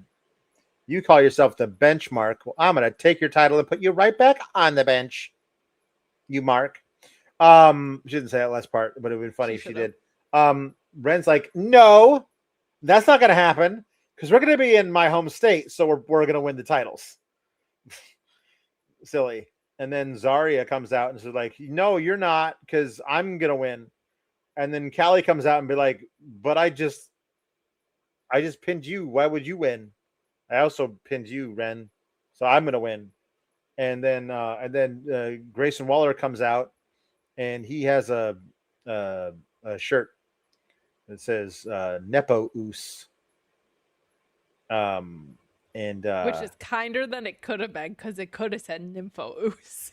It could have said that. And then he says, wow, ladies, you're amazing to look at, but not so easy on the ears. And I was like, geez. And then he used to be the highlight of the show until I came back. Nobody's going to be talking about anybody except for me winning the championship. And Tony D'Angelo comes out.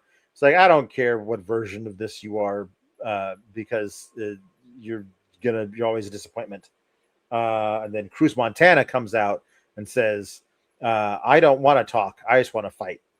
And that is the cue for the brawl, interrupting promo parade, followed by giant pull-apart brawl. Is just the most literal paint by numbers you could possibly do for something like this. And then they did allow Zilla Fatu to speak during an edited pre-tape promo, but they did not allow him any mic time during this segment live in front of an audience. And during the pre-tape, he says, I'm not just another Nepo baby, Nympho baby, blah, baby, whatever. So you think that the way that you're gonna just lean into it? Probably not the best way to do it. Acknowledging it is good. I do feel like you should have clarified. It doesn't matter if I'm a Nepo baby or a bloodline baby or a Nympho baby. I would say don't do that. Don't use the phrase ever again. You know what I mean? Like the idea, like he called, like, it doesn't matter if I'm Nepo baby, Nympho baby, blah blah baby, because everything about my dad Umaga is me. I'm like, okay, so you're just admitting that you are one while saying I'm not one is just chef's kiss. And I just very, very silly. He says, yeah, I get excited when I talk sometimes, which is what that's why he said the thing he said last week, apparently. I get excited also when I talk too, but Nympho baby's not in my, it's nowhere in my vernacular. I don't even know, like Nympho is such an incredibly specific thing to replace Nepo with. You know what I mean? It feels like somebody was making fun of him, like calling him a Nympho baby, like as a rib, and he accidentally said or something. It's very is very odd, but then to then be like, I'm not any of those things, but I'm my dad is like incorrect. Yep. Anyway, Zillow Fatu comes and jumps on everybody out on the floor, who are all the men. And Ren and Kendall stand tall with their titles, and Zilla stands tall with the men's title, and that is how we go off the air. I across all wrestling television am very tired of post-match beatdowns, pull-apart brawls, like the same 4 devices that get used constantly. Like, even I thought Dynamite was pretty good this past week, but like the men's picture and the women's picture went home on the same thing. I guess not, they didn't go home on it because we still have another week, but it was the same. And I thought they were actually really well done, but it was the same thing. And I'm just like dying for something fresh. MD Cyclo says waiting for a push together brawl, which I think is sweet. Honestly, that would be different. A push together brawl where the security is like, you know what, guys, I really don't. I don't want to fight you. I don't want to fight you either. Come on, guys, fight. You gotta work this out. Throw those fisticuffs. All right, that's it. That's it. No, we have some stuff. So here we go. I am gonna make a request. I have a splitting headache, so no more jukeboxes for me to sing, please. Yeah. Okay. Because I have a headache that is right here. Okay. Well, no, we won't do that. I have to plug a thing. I have a thing to plug. Plug. I'm gonna be on In the Weeds tomorrow and Friday from 10 a.m. to 12 p.m.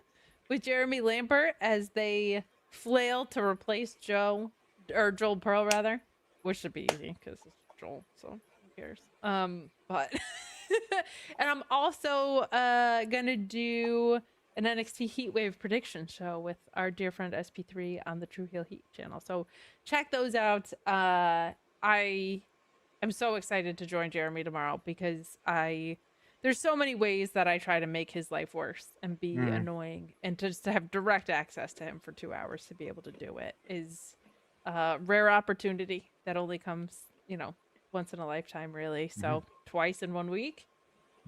Hell yeah. That's awesome. Thank you. Okay.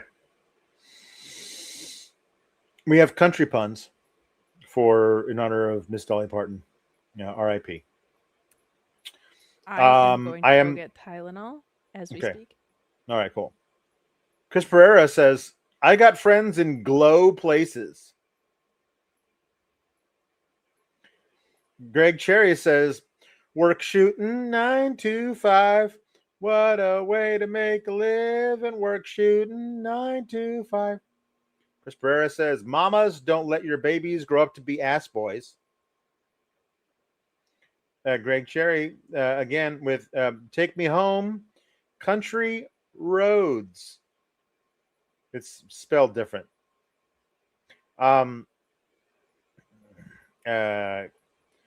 Pereira says, Achy Breaky Heart Foundation. That's very good. You could have gone with the Achy Breaky Heart Dungeon. You could have done that one too. Jambeard says, saw someone say that September 25th should be Dolly Parton Day, aka 925. I'm fully on board with this idea. I also agree. That is my birthday eve. 925 is forever now Dolly Parton Day. That's a great idea. That's awesome. Love it. Hold on, let me get rid of some of these suckers here. Okay. Chris Pereira says Florida, Georgia clothesline. Chris Pereira says Macho Man Randy Travis. That's good. Ooh, I'm gonna love you forever. Forever and ever, amen. Ooh, yeah. Is that any good? I don't know. Okay.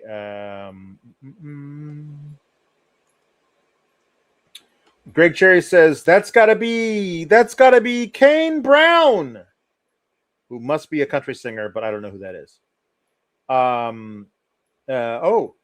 like this one from Greg Cherry. Shania Jax. I like that one. Chris Pereira apologizes for saying Billy Ray Tyrus. Yeah, no, we don't want that. We don't want any Tyruses. Jambeard, who is a member for 39 months, says Samoa Jolene. 9 to 5 rope break count. Good. Greg Cherry says Zelta Dawn. And I like this one too from Jambeard. The best little Swerve's house in Texas. Very good. Chris Pereira says, I walked the line with Elias. Greg Cherry says, the devil went down to gorgeous Georgia, which I like very much.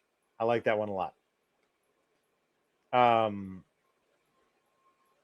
Meat Norma says, I fell into a burning elbow fire.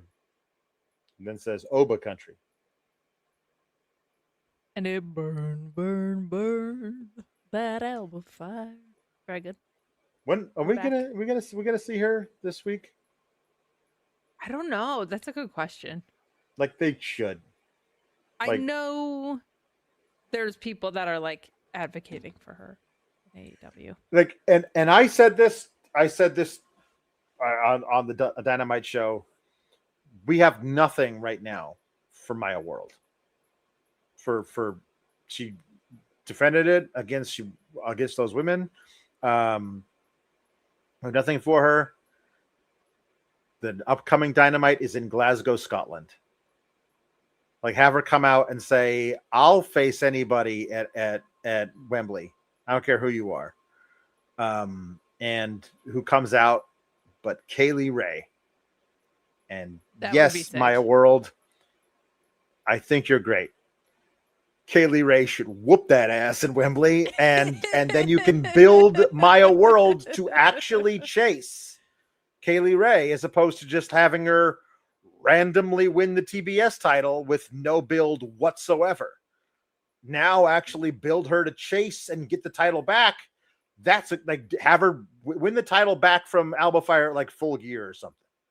Like, yeah, I think you could be a really cool, but man, like Kaylee Ray is so cool, so good, and was never allowed to really be as great as she was in NXT UK. Yeah, not after that UK reign. Over. She was so good.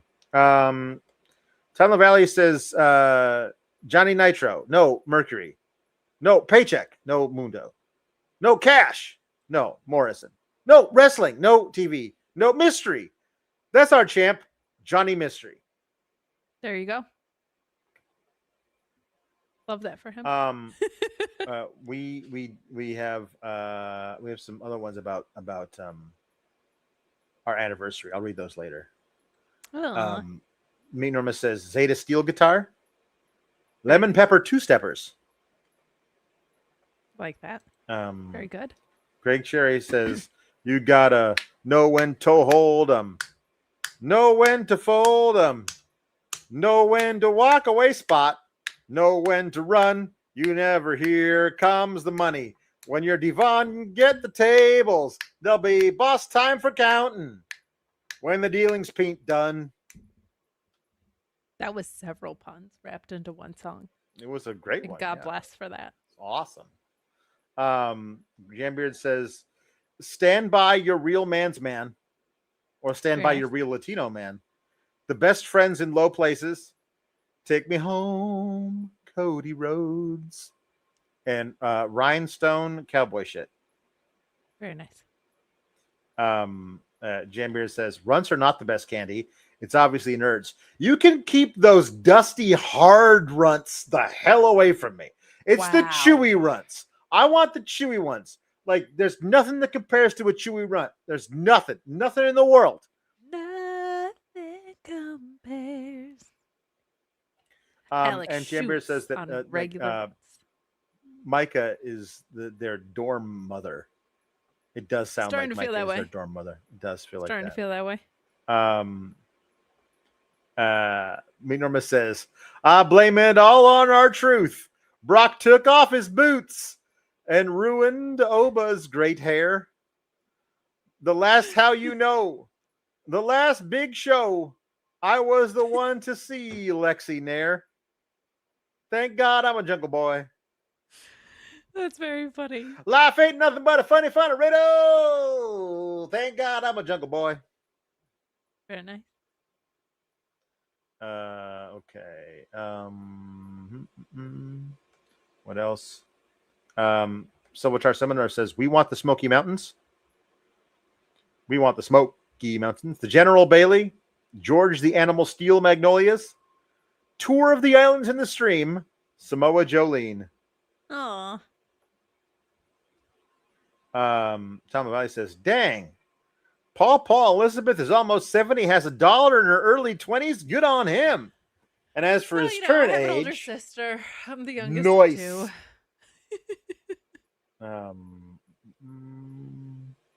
Silverchar says Drew McIntyre swing, Kevin Nashville, Ellie Mae Young Clampett, Hardcore Bob Dollywood, and Imagination of Domination Library. Oh, very nice.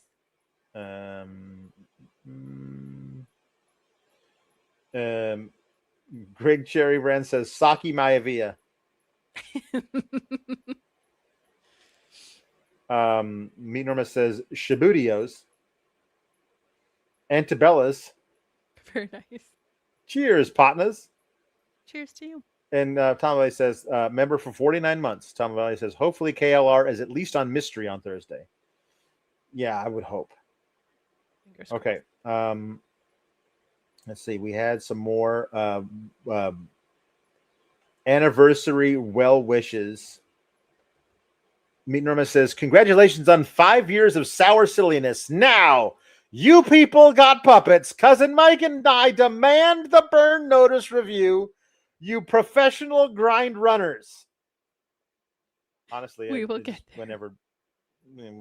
It'll soon. Tim McFall says, I'm late, but happy anniversary to the bestest tag team. Thank you for bringing smiles to the faces of those of us that have struggled in some way over the last 5 years, and for being such amazing allies. Always. Well, that's very sweet. We appreciate you. Matt Rykeel says, happy 5 years of KLEX. This community has got me through losing a best friend, helping me through my mom's heart surgery and dad's skin cancer removal. Love the SGS and love Yins. We love you, Matt Rykeel. Yes, we do. It's the greatest thing that we get to help people through their bad times. Like 100%. It's the best part of doing this. Ryan Sullivan says, it's 5 years and Kate didn't dress up. What a letdown. Send me something. You gotta send more than $5. Party City is dead. Okay. Mm-hmm. It's a lot harder now. Okay. All right. Well, I won't make you sing this. So Linda will duet with somebody else. Okay. Okay, cool. All right. Islands in the stream lyrics. Okay. Here we go. It's loading. It's slow. Still loading. Loading. Okay.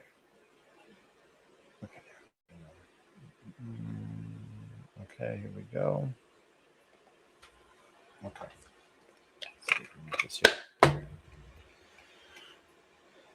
Still loading.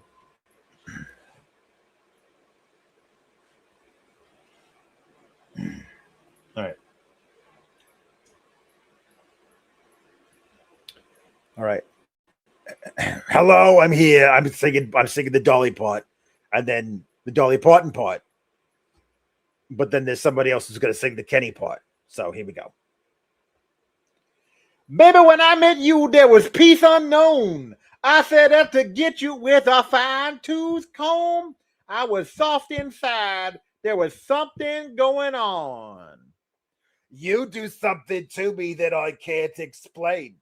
Hold me closer and I feel no pain. Every beat of my heart, we got something going on. Tender love is blind. It requires a dedication, baby. All this love we feel needs no conversation, baby. We'll write it together. Making love with each other.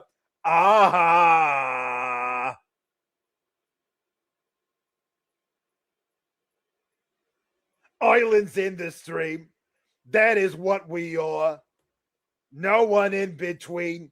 How can we be wrong? Sail away with me, baby, to another world, and we'll rely on each other. From one lover to another. A forbidden duet of a lover's past. Orion Ben says 5 years. Tony D does Anniversary by Tony. I think actually this is the one we always get on our anniversary. As we should. Mm-hmm.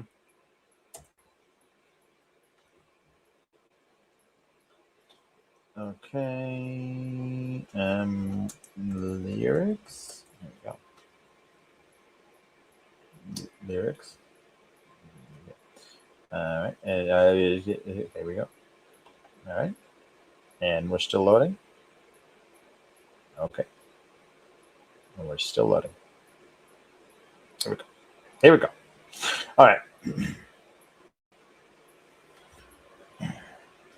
Hey, tomorrow will come, and girl, I can't wait till it's anniversary. It's the first thing I'll do is one straight to you. It's our anniversary. It's our anniversary. It's our anniversary. It's our anniversary. It's our anniversary made for you and me. And I've only made plans to hold your little hand. It's our anniversary. The pleasure's all mine because we have seen good times. It's our anniversary. Victoria won't be no secret at the end of the day. Huh? Get it? Lingerie, huh? It's our anniversary. Lingerie, a small cup of tea to you and me. It's our anniversary. All I really want to say, my darling, today is a special day we call our own. So take me in your arms and hold me and tell me you love me, and I will be there for you. It's our anniversary. Our anniversary. Wait. Here we go. Bill Alphabet says, happy 5 years. Thank you to both of you in this community for your love and eternal friendship. Also, thank you for not allowing me to remember the actual government names of these performers. You are welcome for both of those things. You're welcome for all those things. Mm-hmm. For all the things, yes. Cyclo says, can Pawpaw detail the Zoe Stark and Io Shirai date? They were not a couple of tag team, you understand. Io Shirai, she's from Japan, and Zoe Stark wasn't. So they're very different people just based on that. And they both didn't like the toxic ladies who were attractive. And they decided we got to become friends because how can you win matches as a tag team when you're not friends? But we have nothing in common, so let's go to a sushi restaurant. And while they were there, it didn't go so great because Zoe Stark, not being Japanese, had no affinity for sushi, and so they, while Uriah had her back turned, Zoe Stark threw a piece of squid against the wall. What? Now that's a quote from me watching that segment when it happened. What? That was all of us, babe. That was all of us. Zoe Stark threw a piece of squid against the wall, and that was TV in the 2.0 days. We've come a long way, even if it doesn't feel like that sometimes. She threw a piece of squid against the wall. Okay. We have JW Pringle wants Ricky Rainbow to sing "My Way" in honor of Dolly. But we also have 2 requests for Dusty or Ricky to sing "I Will Always Love You." Orion Ben says, "Here's to the Sour Grapes Society and a wonderful angel who has left us. R.I.P. Dolly." And this night, right? Ricky Rainbow does "I Will Always Love You," but also Dusty will do "I Will Always Love You," and so we're gonna do a duet between both of them, and then we'll end with "My Way," and then we'll go.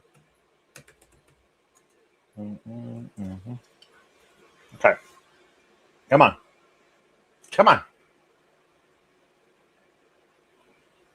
Please. Just so slow tonight. Here we go. If I should stay, I would only be in your way. So I'll go. But I know I will think of you every step of the way. Hey. And I, baby, will always love you. I will always love you. You, my darling, you, baby. Bittersweet memories, that is all I am taking with me. So goodbye. Please don't cry. We both know I'm not what you need. And I, Daddy, will always love you. I will always love, if you will, you.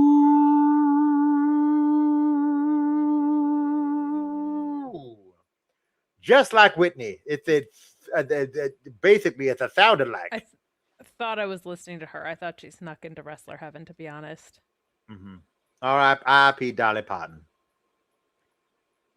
R.I.P. R.I.P. Dolly. Hello, it's me. So, what? My way lyrics.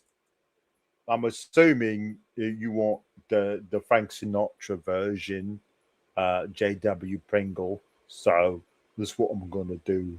And now the end is near, and so I face the final curtain. My friend, I'll make it clear. I'll state my case, of which I am certain. I've lived a life that's full.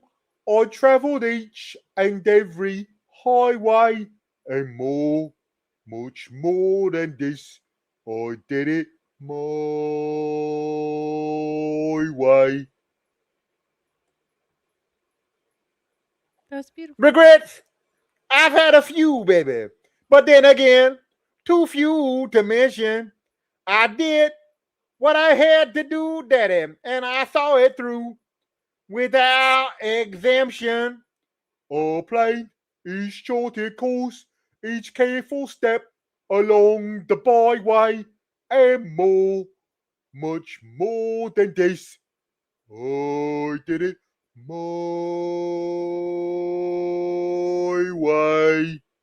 Thank you. And thank you, Dolly, for brightening our days for your entire career. And we'll see you on the other side. And we'll Yes, see we you will. next week. Keep cool, gabagoos.